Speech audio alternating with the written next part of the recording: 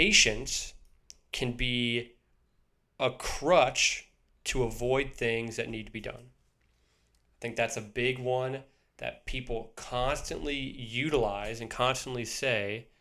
They use the word patience to, I just got to be patient about it. It will come, or I got to be patient, then I'll be able to do it. And they utilize this word that is sometimes used for good, but they use it as a crutch to never do what needs to be done.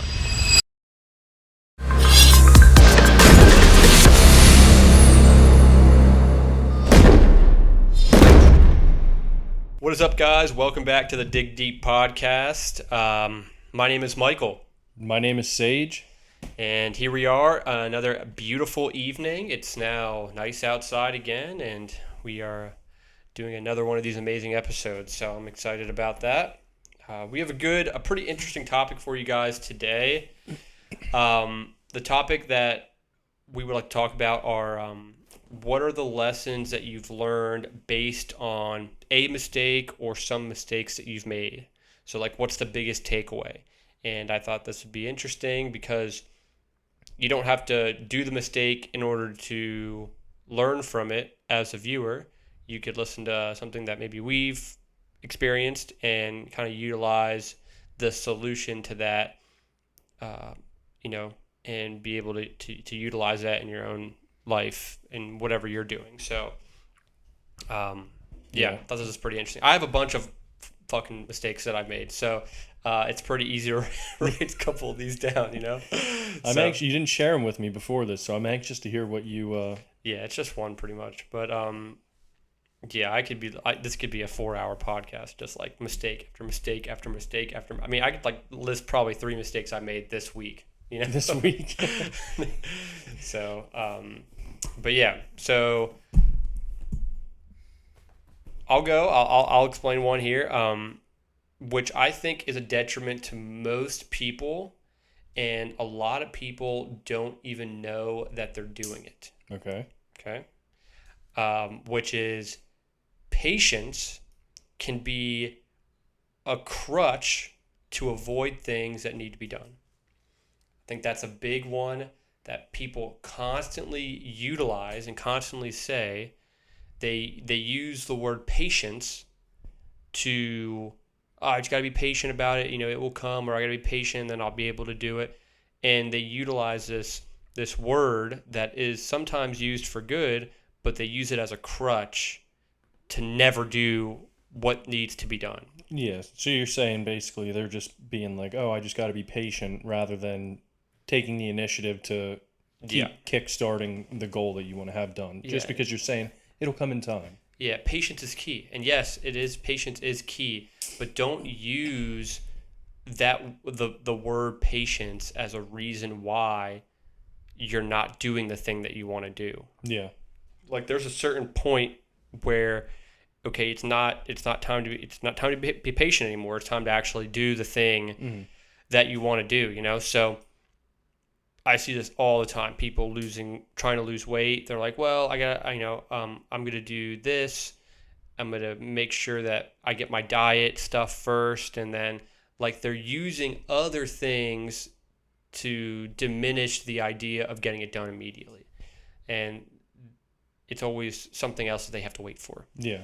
And I've seen this in my own life. I always use the word patience, and sometimes I'll be incredibly patient with something, and I don't have to be patient. So, for instance, for me, was just one of the things that I just quickly wrote down was the 15-unit Cumberland Street property.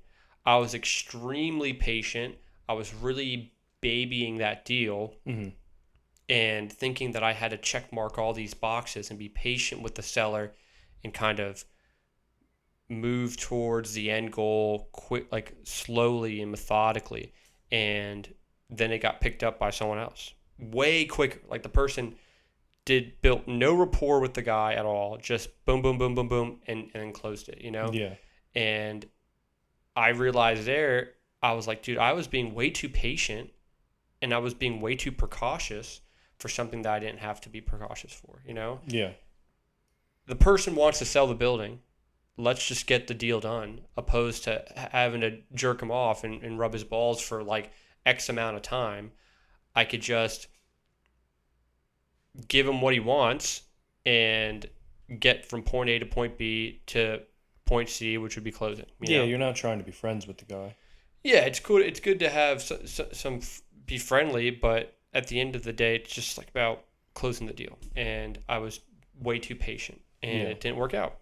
So I I can used see how you do that though. I mean, like doing a big deal like that, you'd think somebody would want to feel comfortable dealing with you as a buyer, selling something like that with that much money involved. But mhm. yeah, I guess it's still just a fucking transaction when it boils down to it. Yeah, and there's only a small part of the whole interaction where you have to prove your certification or your qualification. And then Yeah. after that, you're done. But I'm over here proving myself way too much and like getting to know this guy way too much when I didn't have to do all that. It's only a small little snippet of time in that whole deal where you have to do that. Yeah. That makes So, sense. so yeah, dude, I always deal with people that are just extremely patient. They're like, oh, well, I'm just going to do this and be patient. And they use it as a crutch. So, um, that's, I would say, a big lesson that I've learned is to be patient, but also be tactical and execute quickly and in a good pace, and not drag it out when it doesn't need to be dragged out. Almost keep tabs on the things you're being patient for. Yeah, and that could be for anything, for anyone, for any situation, whether they want to lose weight or if they want to do something with their kids. It's not like there's never going to be a perfect time for anything. Yeah. The best time to do it is now. So people are using this word patience to predict the perfect time. Oh, well, it's not right. It's not time yet. I know it's going to be time when this happens and this happens. It's like there's never going to be a perfect time. So don't try to make a perfect environment for Yeah. something that's never going to happen. Yeah, I can see how you could waste a lot of time doing that. Whether it's you trying to save a little bit of money and what you wait 10 years to save $5,000, like you would have got your money back tenfold if you would have just done it at that time. Yeah, yeah. Or they try to predict all the obstacles that are going to happen during whatever they're trying to pursue, so they account for all the obstacles ahead of time. I fall into that one. And then I definitely overthink in that way. What'd you say I have? analysis paralysis. Yeah, dude. I'll sit there and I'll be like, okay, I'm gonna deal with this. This might come up. Okay, it's this type. Yeah. But then if you would go through it, right, and then you could rewind back to the beginning Yeah. and realize that you had a bunch of other unsuspected obstacles that were going to happen in that time frame, you probably would have never have done it. You're like, dude, I didn't even know that was going to happen. Or that I was like, now I don't even want to do it. You know? You want to know something funny that kind of links to that? It's not the exact same, but I do this to myself on a regular basis, and I catch myself at home because I'm usually only bitching about it at the job's end, and when I get home and I have to put things away. When I do a concrete job, I show up with way more forms than I need. If there's one thing that makes me annoyed, it's when I'm down one piece of wood and I have to go buy it or I have to go home and get it. I like to show up and have extra. You know what I mean? It's just how I was kind of taught when I worked at Dolly and stuff like that. Make sure you have everything you need for the day so you don't have to go back because it wastes a lot of time. Well, when I do that, dude, and I have like 30, no, not 30 really, maybe like 30 between like little scab pieces and long pieces, but like when I have 8 or 10 extra 2x6x10s or 12s to put away at the end of the day and I'm tired and I'm beat and I just clean forms or like now I have to go stack all that shit in my shelves and stuff. It's like, damn, maybe I shouldn't have accounted for every stupid little scenario that should have happened. Maybe it would have been more beneficial, but Yeah. Yeah, that's a like a micro thing that you could like, yeah, it's you classify, you quantify everything, and it just ends up not being as much as you think. yeah, Another thing would be a macro way of thinking for like what in your situation is like when you broke your back and became the person you are now. If you were analyzing all the things that you had to do, and then if you had a magic wand and you could see into the future, and you would have known that the business partnership that you were going to be doing to get yourself out of the rat race was going to fall into pieces, and you were going to ruin your friendship with this guy, and then you were going to hire people and fire people and break friendships and argue and stress, and you just got like a little flash of that, you might have been way more not willing to do it. You're like, fuck that. Like, that's crazy. I don't want to start this and then have to end it right away with this partner and then lose money and lose equipment and lose it. It's like, if you would have analyzed it that thoroughly, you would have used the word patience to be like, well, hey, I'm going to be a little more patient. I'm going to wait. I'm going to get some equipment. I'm going to work at Dolly still, but also get the equipment. Yeah. And then you would have fucking never have done it. Ignorance was bliss when I first started everything. I was just like, no, other people do it. I can do it. I've seen some pretty stupid people doing this. I'm not that dumb. I could definitely do it. Yeah. You know what I mean? And it's just like, that job, yeah, I could probably do that. And I will say, after time, those little things, like, they do tally up, and you do start having like this like rational decision making, like, okay, that might be a little more than, you know what I mean. But overall, yeah, it was ignorance is bliss. Just think for the positive, and don't sit there and, like you said, critique, analyze, do all these little things that you could classify as the word patience. I'm just being patient, doing my due diligence. I'm doing my research before, like, you know what I mean? You could research for fucking years before you do something. That doesn't mean it was a better plan. Yeah. Yeah, exactly, dude. So, yeah, you could have been more patient and would have had some other things lined up. Maybe have done smaller jobs while you worked at Dolly to understand how concrete works, and you probably wouldn't be at the same position you are now. You'd probably be way further behind if you would have done that. So that goes with any realm of thinking, with anything. It's like, account for some things that are going to happen in the immediate future and keep that in mind, but don't overanalyze everything and then fall back to this blanket statement of just, I'm just going to be patient and just wait it out. Yeah. Because that's going to ruin all your pursuits. Any one of the pursuits that anyone has in the future, you could ruin it by overanalyzing it into a fucking oblivion, into every small little detail. Well, what if this happens? What if that happens? Well, what if I do this and then this happens? It's like, you're fucking going to kill yourself with fucking terrible ideas of things that could happen. It's just going to be a waste of time. The what if game. Yeah. Yeah. So that was kind of like the second thing. Overanalyzing can handicap you more than you think. Yeah. So, I agree with both of those. Those are good points. Yeah, man. So, but anyway, let me hear what you got to say, dude. Okay. So, the first thing that I would say, mistake-wise, that I realized doing any sort of business was I was trying to give prices for things over the phone, or like give a set price for like the work that I was doing without seeing the job. And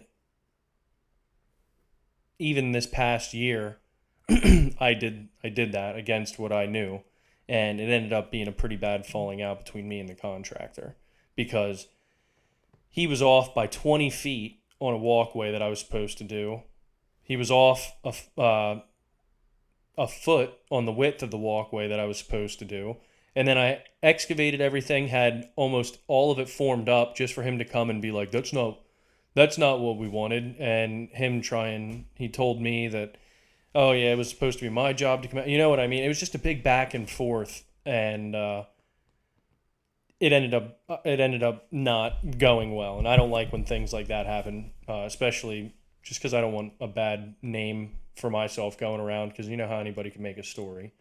But I thought it was best for us to not work together, seeing that we were already having a little bit of clashing going on. So I didn't continue the project. But long story short, it's just, if you try and give people pricing over the phone for that kind of stuff, which, depending on what field you're in, that might be something that you feel comfortable doing. So this might not apply to everybody, but at least for the work that I do, I typically do a lot of jobs that aren't just like, oh, I want a 10 by 10 pad and I have a flat yard. You know what I mean? Yeah. Like, if somebody calls and they want a 10 by 10 pad and they live on the side of an embankment and you got to put a fucking retaining wall up, or like a small barrier wall to hold your gravel and everything, and there's more to it that obviously the homeowner's not going to tell you.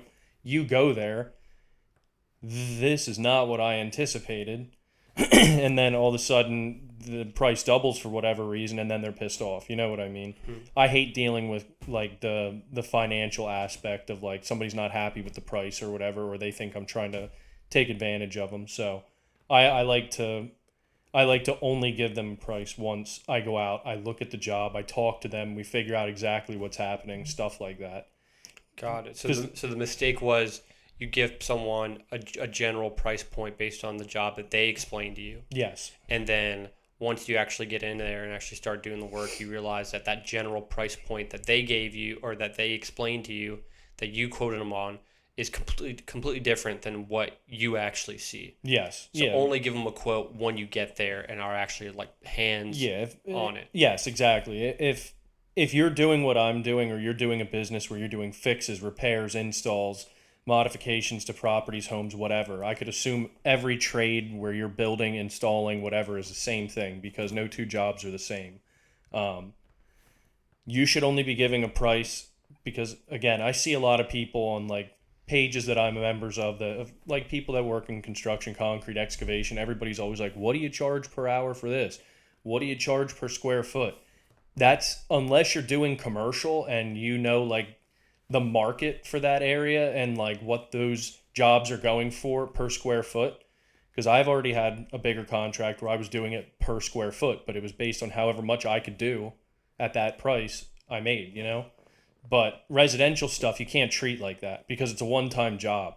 So if you're like, oh yeah, it's $7 a square foot for us to come out. Now if you do that, dude, imagine you go out and you're anticipating their concrete's 4 inches thick, and you start breaking it up. You didn't do anything to cover yourself, and it's 8 or 10 inches thick of concrete. That's double the loads, probably double the time.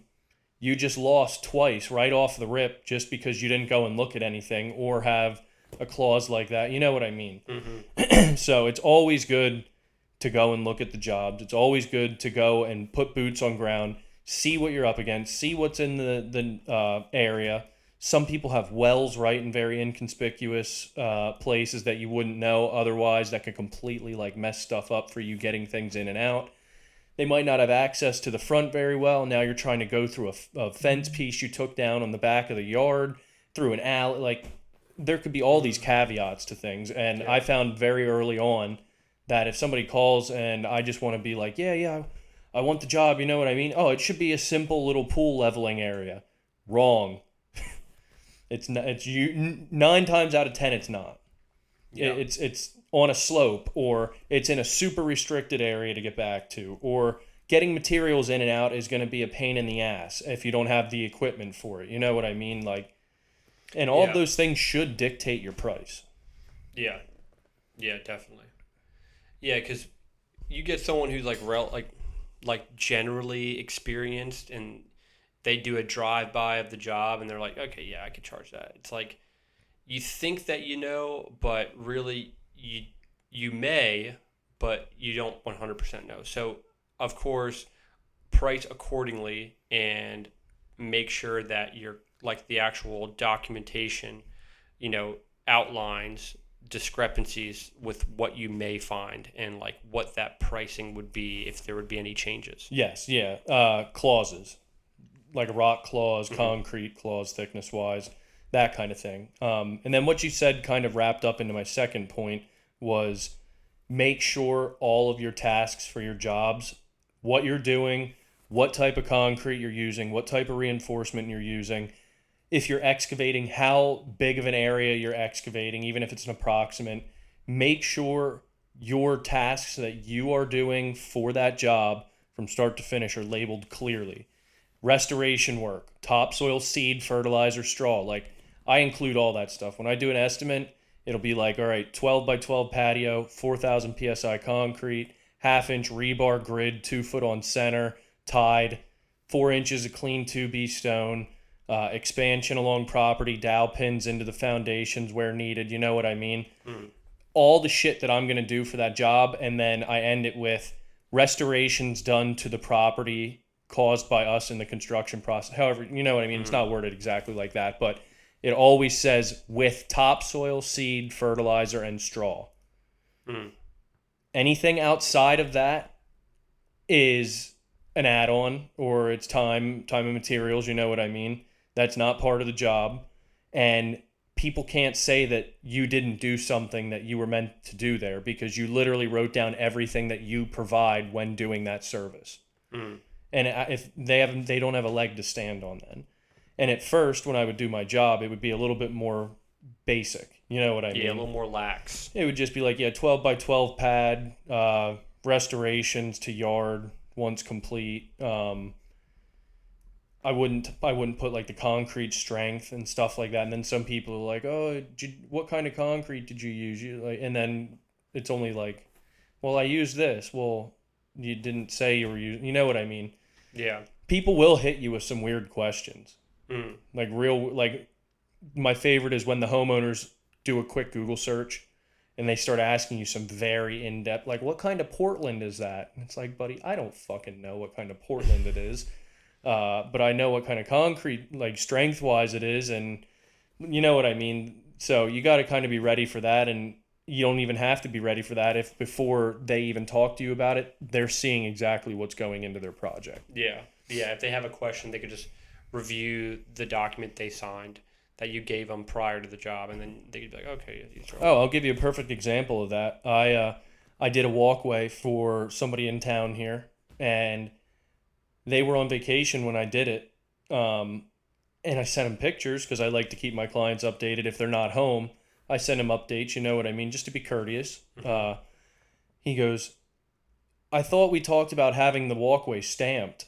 And I'm like, no, I don't remember that anywhere.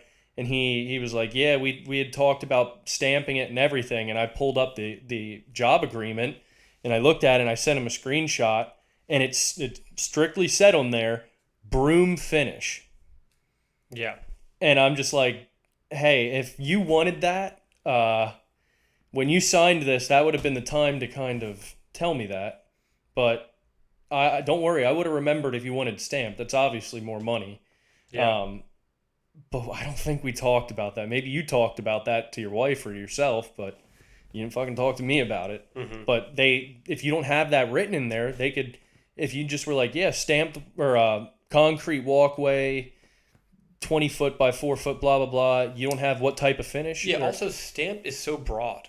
It's like, it is. what kind of stamp? Like exactly. That would have been like a whole other conversation. Like, what, do you want a brick stamp? Do you want a stone stamp? Yeah, it would have been like a Roman ashlar slate with gray release and charcoal. Yeah, that opens up a whole other questionnaire situation. Dude, it's not just, I want it stamped. Okay, what color? Do you want 2 colors? Do you want a border? Do you, like, there's a whole bunch of shit that you could ask at that point. And I would have remembered because I would have wanted to try it. It was a very manageable walkway for me to do and keep my small stamped experience growing. You know what I mean? Yeah. But he hit me with that and I was like, look at this. Yeah. You signed it. You signed it. But yeah, those 2 things I feel sunk in the fastest and the quickest with me when it comes to like, okay, I got to figure out how to not put myself in these situations anymore. So have you got like screwed over big time on something like that where you didn't have it written down in the quote or you didn't have it explained thoroughly enough and they tried to get on you with something? I've been taken advantage of. Let's put it that way. Yeah. I wouldn't say I got screwed other than out of my time. But like, oh, well, we had talked about that and I thought we were going to do this. And it's like, yeah, I didn't write that I wasn't going to do that. And we did talk about that. But you fucking said you didn't want to do that because you didn't want to add more money to the project. Yeah. But because I didn't write out exactly clearly to the T what I was doing, yeah, it was like, whatever, we're here. If that's going to make you fucking happy and keep a good name for me coming out of your mouth to other people, I guess I'm eating this one and I'm doing this little extra or whatever. You know what I mean? Or it's like, okay, if we're gonna do that, like, just give me $100, like enough to cover materials. You know what I mean? So that way you're not completely losing money. But yeah, it's just little stuff like that where homeowners, well, while you're here, do you think you can do this? Do you like? We had said maybe about doing it. Do you think you can still? And it's I had somebody like that this year as well, dude. Early in the season, I went to do a sidewalk and curb replacement. Oh, hey, while you're here, do you think you could? Do you think there's a couple spots on my house that the mortar's falling off? Do you think when you're here you could just maybe smear some concrete in it or something? Yeah, that's fine. I should be able to do that. They were small. And then, oh, hey, while you're here, do you mind repainting the lines when you repaint the curb blue for handicap? Do you mind repainting the lines in the road? And it's like, now you're kind of taking advantage of me here. Like, yeah, I can, and it's not much, but the whole point of it is like, my time's worth something, and you keep just fucking taking advantage of the fact that I'm painting this or I'm doing this little thing and I'm at your house already. Yeah. Plus, it's just so much better to just go in there, hit everything that you guys agreed on, and then leave. Yeah. It's just nice. It's clean. It's like a straight line rather than trying to pinball your way They don't out. expect anything more. You don't expect anything more. You agree upon a specific amount of money, and then you leave. Yes. Then everyone's happy. But if you want more stuff, it's like, okay, that's fine. We could do that, but it's going to not be with this job. It's going to be additional, which either you're going to pay more on this job or you're going to just sign another contract with other things that we want to do if that's what you want to do. And that's what I ended up telling that customer. I said to him, I sent him pictures because he was out of state as well. And I was like, hey, concrete's done, curbs painted, lines painted in the road, everything should be good to go, blah, blah, blah, blah, blah. He's like, oh, yeah, thank you so much. It looks so great. I appreciate all the stuff you did. Yeah. I'm like, yeah, no problem. I was like, but everybody gets one. I was like, I'm just letting you know now, if there are any tasks that I ever do for you on another job that are outside of what is stated on this contract, I will be charging you time and materials for them. Yeah. And I said it very nicely. It wasn't like, hey, motherfucker, you took advantage of me. It was just like, hey, yeah, I'm glad you love the project and everything, but what the fucking 7 things you asked me to do outside of the curb and sidewalk that I was there to do, that's not happening again unless you're paying for it. Yeah. Yeah. Interesting. Yeah, man. Yeah. Do you have any updates for the viewers that you want to talk about specifically since last time we spoke? Anything that you're doing or you're planning on doing or anything out of the ordinary that's been different? I know I talked about it on the last episode or so, but I did break ground on prepping for my pole barn shop pad. So that's exciting to see my yard all carved out for that, seeing how big it's actually going to be and stuff. It's going to be a big ass building. Dude, it is. It's going to be like twice the size of your house. Yeah, it is. It's literally, I think it's double the size. And mine's 1,300 square foot, and I think my shop is like, well, what? Okay, it's a little under half. It's like $23.98, I think. It's like when you go in that building and turn the lights on, it's gonna be like you're turning on the lights to like a warehouse. Yeah. Like going down the hallway, like all the machines all done up there, just sitting Bay there. 1, Bay 2, Bay 3, Peterbilt, Cummins, excavator, Bobcat. Yeah, I'm excited, dude. It's gonna be fucking awesome. Shower in the back, sink, wash area. I'm just excited for the walls to be up because once the walls are up, then I'm going to be able to stand in it and be like, okay, this is how I want this. This area can be this. And then I can do the excavation for the drainage, the sewer, the water. Like it's going to be, I'm really excited. That's cool, dude. Yeah, I'm excited about that too. I can get rid of that fucking chestnut tree in my front yard that drops the spiky balls. Yeah. It's going to be interesting. I'm so anxious to get that thing going. Dude. Don't ever get a chestnut tree if you don't have one. Yeah. And just whatever you do, out of all the different types of fucking things you want to buy, don't get a chestnut tree. Yeah. Oh, one more thing I would like to add to this episode. Yes, please. Something that definitely sunk in with me pretty quickly. And I listened to myself, thankfully. There were a couple projects that I didn't do because I was nervous, because I didn't want to fail. I didn't want to have a bad name for myself. I didn't want to tarnish my reputation before it even developed, you know what I mean? Mm-hmm. Which I feel in a way is smart, but at the same time, I think I had a little bit of that analysis paralysis going into it. Like, Mm. I'm just this little guy. I need to these fucking big shots that do this all the time. They go in there and they know exactly what they're up against, and they just come and they have all the stuff that they need, and they know this and they know that. And I ended up ultimately last year doing a job that I was it there should have been a whole crew of people there, but me and Dylan did it in a month. Mm. And I'm excited to post that one.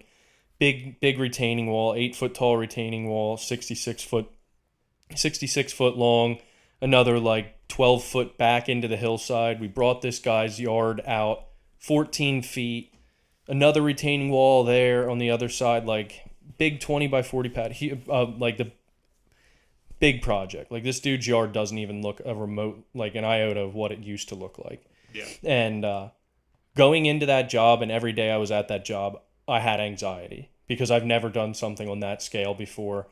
The access was terrible. Everything had to be brought through a neighbor's yard. All the loads of block, all the stone, the dirt, everything. And everything was on a crazy pitch. I had 4,000-pound blocks hanging from a chain in front of a skid steer, leaned back on like a slope like this, feeling like I'm going to backflip trying to set these blocks, dude. We had to dig a sewer line under the walls. Like, it was just, as soon as it opened, the can of worms opened up, they all fell out. It was like, okay, we're not just doing this anymore. We're doing a full sewer lateral replacement. Oh, and then we're going to run a water line under the wall as well with that.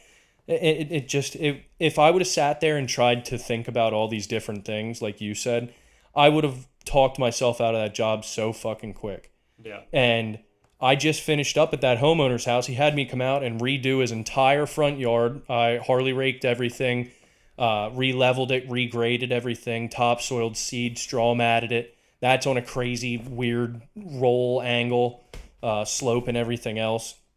The neighbors across the street had me come over and give them quotes for retaining walls. Like, if I wouldn't have done that job, I wouldn't have had like 3 or 4 more jobs with that guy after that, because Exactly. doing that job, he added on shit the entire time we were doing it, which I did charge for. So I learned that lesson while I was in that situation and followed through with it. But yeah, and then at the end of that project last year, he wanted me to give him the estimate for the front yard. And then I ended up pouring that concrete curb I showed you on the back of the pad and regrading that area for him because he wanted that. 2 little pads around his property. Yeah, it's just, even if you're a little bit nervous, I guess what I'm getting at is, even if you're a little nervous to do these jobs, like, there's people a lot dumber than you, a lot dumber than me, a lot more unqualified to be doing those jobs. But the one thing they do have compared to some other people that are more qualified is ignorance in their own, you know what I mean, which transfers into not questioning, like, oh yeah, we got this, you know what I mean, type of mentality. Go for it rather than trying to pick it apart to see if you know how to cover every square inch of it. Get a general idea of what the job is and understand the concepts and like the tasks at hand, but don't beat it down to every small minute of the day. You know what I mean? Because then you're just gonna make it more of a pain in the ass. Make sure it's feasible for you to do it. Like, have a general breakdown, but don't break it down too deep. So yeah, man, that's a good point. You know, and then with that, you wouldn't have got those other jobs. You wouldn't have been able to get, you know, all that extra money, if you really think about it, if you wouldn't have just went for it, and, you know, and you learned a lot when you were doing it anyway. So, like, that's, like, something that you've never done that you could say that you've done now, and you could do probably a smaller one with confidence. Yeah. You know? Yeah, that guy, and I'm not trying to gloat about the job or anything. Obviously, no one's seen it on here or anything in that regard, but he's had, like, 4 or 5 neighbors come up to him and, like, gawk at the yard at, like, dude, all these people have like a 12-foot drop off on the back of their yard because they're on a hill. And like I said, we brought the entire yard out 14 feet, put the wall in, have a big area going down to his lower area, 20 by 40 pad for a big above ground pool he's putting in, leveled all that out, replanted grass, like, everything's coming in great. And all these other neighbors have like an eroding fucking hill right off of the back of their front or the back door. And they're all coming up, and he was telling me about how many of them are jealous of the yard, saying it's the best one on the street and like all this other shit. And that makes me feel good to hear that. You know what I mean? Yeah. And it just knows that like if any of these people ever decide that they want to do that, they're gonna call me. You know what I mean? They're gonna go to Tim and they're gonna be like, "Hey, who did your yard?" Yeah. He's gonna be like, "Oh yeah, this guy." Yeah. Heck yeah, dude. That's so awesome. yeah, it's I'm excited to see what happens with that. Yeah. And then a little update for me. We ended up not getting that mobile home park, but we were able to get a 10-unit apartment building under contract. We close within the next 6 days, right? You said the 10th. It's gonna be the 17th. Oh, okay. So yeah, about 2 weeks, something like that. And we'll be closing on that. And then I'm meeting up with another potential realtor about a 9-unit that one of his clients has. So hopefully we get, this would be 10 plus 9, 19 units in 1 year, dude. That's crazy. You know, if we could pull that off, that'd be a huge come up. So obviously the 10 units more or less in the bag. We did a 1031 exchange on my last 3 single families. Those are all sold. And yeah, we're closing on the 10 unit on the 17th. So yeah, things are moving, dude. It's summertime now. It's, May 1st. That's crazy to think about, dude. I feel like April wasn't even here. Yeah. Yeah, dude. So it's great. It's great. And I'm pumped. And we're doing it. We're getting there. Just got to keep on keeping on, and we'll figure it out, Dude, each year, the notches that you take out of each notch in the belt. Yep. Is that what it is? Each notch that you keep taking out of the belt, they get bigger. Every single year. You just keep at it. Yep. Yeah, so to everyone that's listening, don't let patience be your kryptonite. And if you have the general idea of what you need to do and more or less a general idea of what needs done, don't overanalyze it to the point that you're not going to do it anymore. So just go for it if you feel confident in whatever you're doing, and I feel pretty confident that it would work out. So yeah. Yeah. Don't price things before you see the job. Shit, what was my second one? Don't price things before you see the job. Don't forget to list all of the tasks that you're doing, types of materials, thicknesses.